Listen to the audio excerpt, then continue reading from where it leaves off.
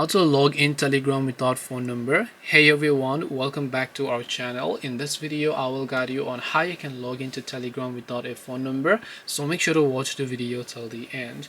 If you would like to log into Telegram without a phone number, you can see if I open Telegram, right off the bat it's going to ask me to enter my phone number, which means that I cannot actually log in without a phone number. Now if you had already created an account and you lost access to your phone number, then the thing is, unfortunately it's not possible for you to log into your existing account without the access to your phone number, because Telegram cannot verify the ownership of your account. Now if you are trying to create a new account without a phone number, you can't do that as well.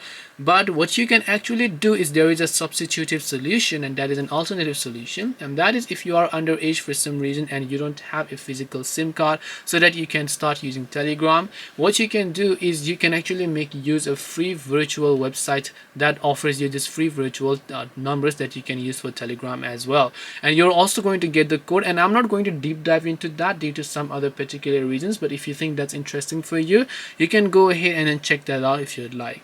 So this way you should be able to hopefully figure out your issue. If you have got any questions, feel free to leave them down. Thank you for watching and see you in the next video.